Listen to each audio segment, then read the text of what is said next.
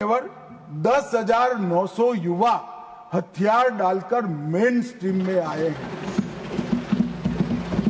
मैं अभी बोडोलैंड जाकर आया हूं। मान लो हजारों युवा आज विकास के रास्ते पर चल पड़े हैं, अपनी ही बोडो मातृभाषा में पढ़ते हैं, अपना ही धर्म अनुसरित करते हैं और विकास के काम करते हैं।